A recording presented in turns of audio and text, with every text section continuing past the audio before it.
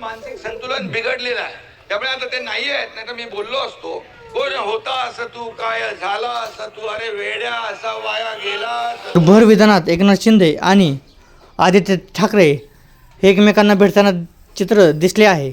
तर महाराष्ट्र विधानसभेत आज पुन्हा एकदा सत्ताधारी आणि विरोधकांमध्ये जोरदार शाब्दिक चकमक पाहायला मिळाली. उपमुख्यमंत्री एकनाथ शिंदे यांनी आदित्य ठाकरे यांच्यावर जोरदार निशाणा साधत त्यांच्या टीकेला सडेतोड उत्तर दिलं.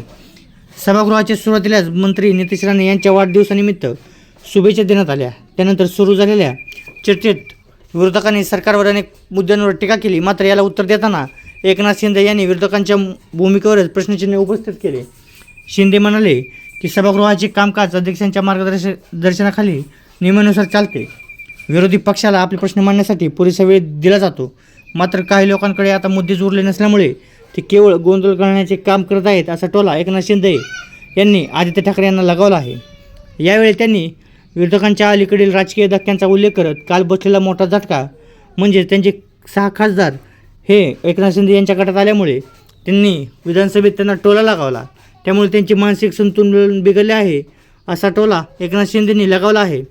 एकनाथ शिंदे यांनी पुढे सांगितले की सरकार कोणत्याही प्रश्नाला उत्तर देण्यास सक्षम आहे. शेतकरी, सामान्य जनता आणि राज्याच्या विकासासंबंधी कोणताही मुद्दा मांडला तर सरकार त्यावर उत्तर देण्यासाठी आणि काम करण्यासाठी तयार आहे. मात्र फक्त स्टंटबाजी करून सभागृहाचा वेळ वाया घालवणे योग्य नाही.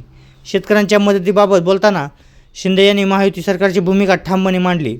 त्यांनी सांगितले की राज्यातील शेतकऱ्यांसाठी आतापर्यंत तब्बल 45,000 कोटी रुपयांची मदत देण्यात आली आहे. नैसर्गिक आपत्तीमुळे नुकसान झालेल्या शेतकऱ्यांना भरघोस नुकसान भरपाई देण्यात आली आहे.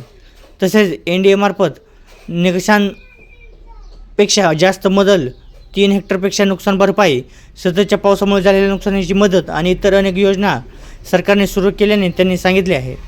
पंतप्रधान किसान सन्मान निधी योजनेअंतर्गत केंद्र सरकारकडून मिळणाऱ्या 6,000 रुपयांबरोबरच राज्य सरकारने अतिरिक्त मदत देण्याचा दावा केला आहे.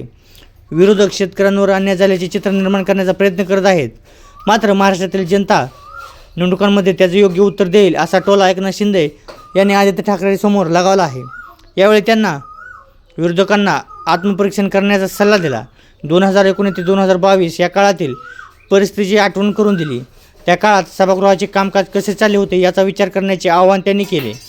अध्यक्षांचा निर्णय अंतिम असतो आणि सभागृहाच्या पावित्र्याचा आदर करणे हे सर्व सदस्यांचे कर्तव्य आहे, असे सांगत त्यांनी सभागृहात शिस्त राखण्याचे महत्त्व अधोरेखित केले.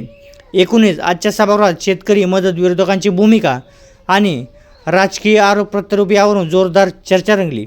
एकनाथ शिंदे यांच्या आक्रमक भाषणामुळे राजकीय वातावरण आणखी तापल्याचे चित्र पाहायला मिळाले.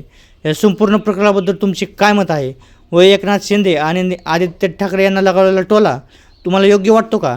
तुमचे मत कमेंटमध्ये नक्की कळवा. व्हिडिओ आवडला असेल तर लाईक करा, शेअर करा आणि आपल्या मराठी भूमी चॅनलला सबस्क्राईब करायला मात्र विसरू नका. धन्यवाद. जय महाराष्ट्र.